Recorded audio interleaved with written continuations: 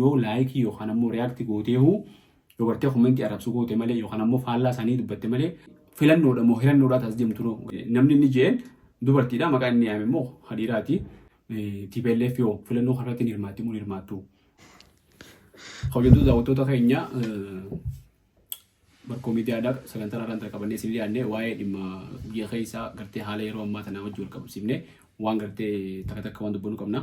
Paarlaamaan manni marii bakka bu'oota uummataa ibsa peejii isaa gara fuula feesbuuka isaatiin ibsa baaseen muummicha ministeeraatiif gaafii dhiyeessanii miseensonni paarlaamaadhaa deebisaa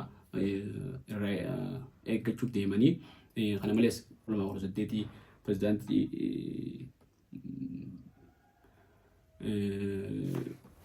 mootummaa federaalaa Dimokiraataa Riippubilika Itoophiyaatiin amma dura dhiyaatee ture raggaasifamuunsaa deeggarsaa fi mormii yookaan immoo sagalee hanbifannaan mooshiiniin ni gaggeeffama.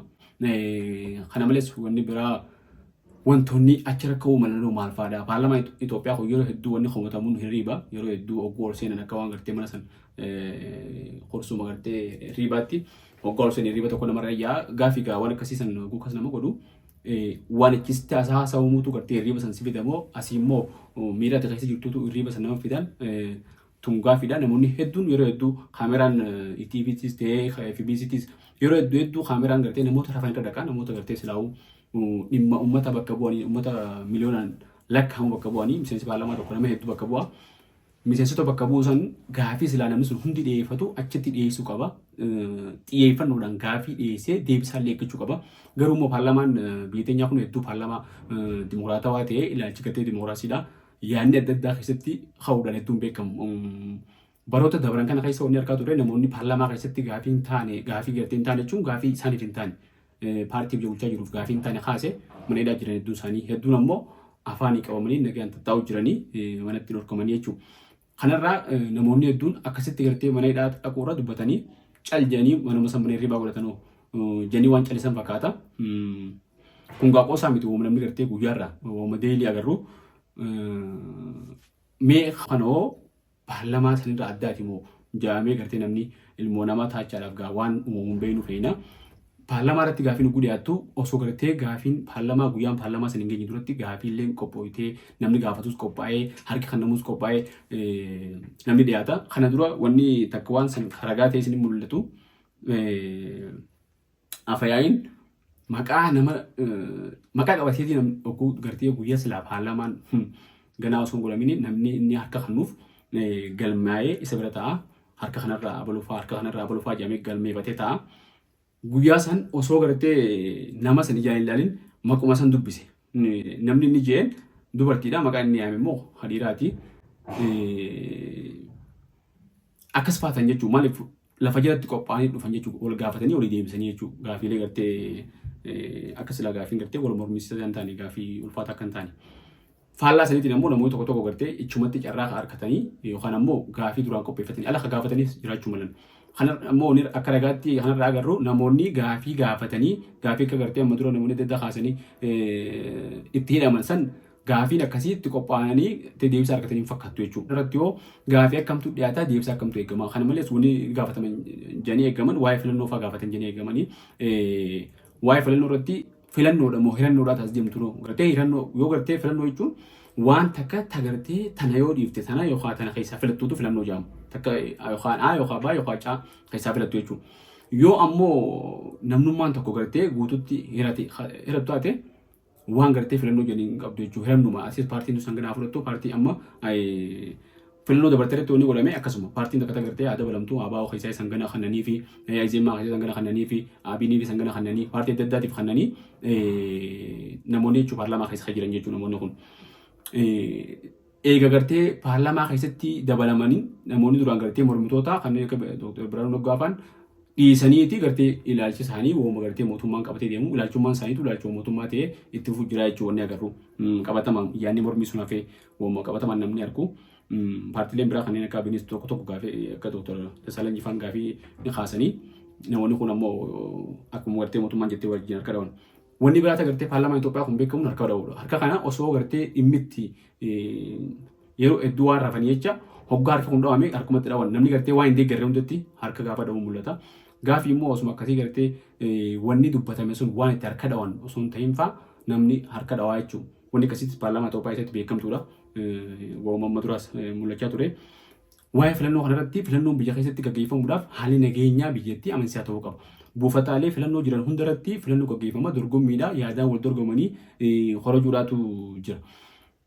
Deeggartoota isaaniitti wajjin namni silaa filannoo irratti hirmaatu kun kominikeet godhuudhaaf wal qunnamee kakaafachuuf yaada isaatti dhiyeeffachuuf filannoo jechuun magaalaa agarteetti yaada gurguratan waan taatee jecha yaadni isaa yaada bitamu akka ta'u uummata bira geeffachuudhaaf haalli magaalaa san keessa jiru jallaabni yoo nageen taane jallaaba sanii waa gurgurachuun ulfaate jechuudha. Jallaaba nagee qabutti namni waa bitatee gurgurata waan ta'eef jechuudha. Kanaaf filannoon tun haala nageenya kanaan akkamitti deemti? Haala nageenyaatti dhuguu jennu waan gartee qabatama lafarra hin jirre uumneeti miti. Ibsa gartee kominikeeshiniin bulchiinsa magaalaa Dirree Dhawaa baasee yoo laaltan tarkaanfii gartee humna shanii irratti tarkaanfii fudhannee jee ibsa baasee kana duraas gartee ajajni ba'aa Misraaqiziin ibsuma akkasii baasee ture. Kunis amma kabiraati walitti gurmaa'ina naannoo Somaaleetii fi Dirree Dhawaadhaa fi Hararii fi mootummaa naannoo Oromiyaatii wajjin waliin ta'aniiti waan kana goonee makalaakiyaa wajjin tarkaanfii fudhannee jenna. Haalli nageenyaa kun gaafa gartee sila amma dura gaafa wayyaanee gaafa gartee mormii Oromoo Pirootestiin jirtu san gaafa sanuu haalli kanaa kun mudanii jechuudha. Gaafa san gartee mormii namoonni nagayaa hiriira nagayaatii fi waan adda addaa gaggeessan malee tarkaanfiin hidhannoodhaan waliin bobba'uutu hin dhufne jechuudha. Haala kun jiru keessatti haala gartee afaan qawweetiin walitti haasa'u jiran kana keessatti akkamitti afaan nagayaa kana walitti haasa'uu danda'amti? Filannoon tun akkamitti itti fufuu danda'amti? Dooktar Mararaan waan dubbate qaba. BBC wajjin haasa'u godha keessatti waggoota 30 dabala keessatti takka akkanatti dirreen siyaasaa akka baranaa kanatti dhiphattee hin beektu jee kaase. Namni hedduun waan kana mormuu hin danda'a. Isaan amma cal jenneetuma garuu immoo qabatamuma jiru dirreen siyaasaa dhiphachuun haala gartee feesbuukaa fi waan adda addaa irratti yaadni dubbatamteef yaadicha dubbatte sanii jecha itti gaafatamtu jira jechuudha dirreen siyaasaa dhiphachuu keessa kuttee. Even waan ati yaada ibsachuu miti yaada tokko hagartee ilaalcha mootummaadhaa yookaan immoo paartii biyya bulchaa jiru faalleessuu reaaktii yoo laayikii fi reaaktii biraa bareedduu goote koomentii jala goote itti gaafatamtu jira jechuudha. Kun qabatamaa waan abaluu innee namoota hidhamanii gallakkifamanii fi kana kaasuu hin dandeenyu jechuudha. Namoonni yaada isaanii bilisaan ibsachuu jecha hidhaman akka taayyeefaanis mootummaa deeggaruu ture gaafa namni silaa mootummaa mormutti hedduu deeggaruu ture hedduu mootummaa afaan mootummaa ta'ee dubbachuu ture. Innaawaa nageenya araaraa illee gartee nageenya araaraa hamma dura bara 2018 booda bara 2019 keessa 22 keessa taasifamaa ture hunda qaama shaneetu nageenya kasaan feenee jeeti manguddummaa warra manguddoo deemu hunda faalleessaa ture jechuudha dubbachaa ture. Inni nu deebi'ee ammaan tana hidhaa keessa jira jechuudha. Innis gartee sanboota waan gaa isa jijjiiree sumaatu amma dura himee jira qabatama jiruun harkee duraan ammoo dhugaa gartee akkuma dookumentii madda marsaniin sehee qabatamni jiru ammoo faallaa saniitii yaadni jiru wanni raawwatamaa jiru je'eeti yaadsaa lafa kaa'e haala dirreen siyaasaa kan dhiphattee jirtu kana keessatti namni gartee mootummaa keessa ture kan yaada faallaa xiqqeessuu isaan qabu miseensi paarlaamaa hundi mana hidhaa jiru keessatti akkamitti filannoon gaggeeffamti waan jiru taa'ee jechuu gaafiin ha'umatu ta'a gartee waa'ee filannoodha. Filannoon sun gartee akkamitti gaggeeffamti yoo ammoo akkuma duraanitti maqumaaf abaluu hangan harkate jeniituma godhan taate malee. Kungaa namni Itoophiyaa keessa jiru filannoon gartee filannoon haqaa ta'uu dhabuun waan nama gartee haariyaati miti jechuudha namni hundi ni beeka. Gaafii biraa ta'uu maltu gaafii dinagdee biyyattiiti. Dinagdeen biyyattii Itoophiyaan waa'ee gama liqii gartee IMF fi kana hundaa wajjinu bilaalistii keessatti jirti. Gabaasaaleen gartee adda addaa dhiyeenya kana baanitti biyyoota gartee liqiin barbaada fudhachuu hin dandeenye keessa galmeeffamtee jirti. Qaala'insi jireenyaa hoo sadarkaa tamirra jira biyya teenya keessatti. Akkamitti gadhiifamuu danda'a wanni kun maaltu yaadamee jira waan jiruus gaafiin ka'uu malti waan biraa kanneen gartee ol ka'iinsa sharafa alaa doolaarrii hedduu biyya teenya keessatti hedduu dabalee waan kanoo akkamitti maalinni keenya hedduu kufuu kana akkamitti dandamachuu dandeenya xiqqollee wanni yaadamuu ni jirti jedhanii gaafachuu malanii deebisaan gartee oomooliin eemtaa jechuu gaafiinis ka'uu malti deebisaan oomooliin eemtaa. Habiraa waa'ee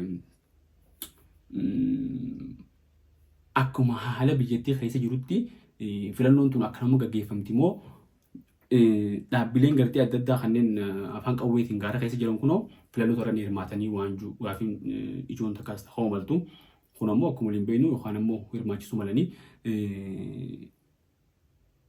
dhaabbilee akkanaa keessaa filannoo keessaa boordii filannootiin hangattee dhaabni paartiin akka diigamtutti murteeffamte TPLF yoo filannoo kanarratti hirmaatti mun hirmaattu hanga ammaa wanni gartee isaan gamasiin ammallee nuutu gartee uummata Tigraay bakka bu'achaa jiranii dhugaadhaan isaanii bakka bu'amoo nama biraati waan juutu akka gaafiitti ha'u mala jaameeti eegama gaafilee kanneen amma tuttuqina kanaa fi gaafileen biraalleen ha'u malti gaafilee kaansaniifoo deebisan akkam akka kennamu wantoonni haala nageenyaa biyya keessa jirtuu fi haalli hundi paarlaamaa kanatti gartee akkuma amma dura baratametti hay'ee deebisanii harkatama jennee yaanna misoomni dhiyoo tana hojjetame kanneen akka soofumarii fi paarkii adda addaa kan eebbifames rabbiin taate achirratti waan akkanaatti daleennee biyyi teenya guddatte jechuun waan eeggamu taati mee walumaanuu allaa jechuun waan achirra dhiyaatu.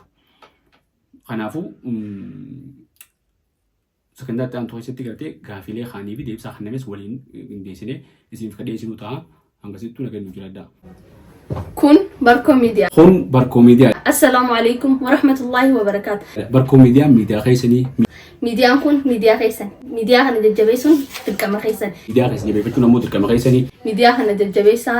Miidiyaa kana maaliin jabeessin akka hin jenne YouTube chaanaala keenya kana subscribe, share, copy link, repost godhuudhaan hordoftoonni keenya akka heddummaatee ergaan keenya namoota hedduu bira gahee dhaamsi keenya bakka hedduu akka ga'u Instagram keenya, TikTok keenya gama Facebookaatiinis yoo hordoftanii copy link gootanii like fi share troopsanii follow gootanii copy link gootanii share gootanii waliif ergitanii waan biraata akkasirraan eeggatu like nu godhaa, share nu godhaa, repost nu godhaa waan isinirraa eeggamu godhuudhaan nuti na dhaabbadhaa. Nu hordoftanii ittiin qaanoytanii nu hordofaa ittiin salphattanii dhaamsi isin argattan waan faayidaa qabu dargaggoota keenya fayyada bohaartii osoo bohaaraa waa barattanii waa barachaatti bohaartanii. Barkoo Miidiyaa subscribe, share, like nu godhaa, repost nu godhaa nu cinaa dhaabbadhaa. Galatoomaa. Kabajamtoota daawwattoota keenya kun Barkoo Miidiyaadha. Barkoo Miidiyaan miidiyaa keessan jabeeffachuun dirqama keessani.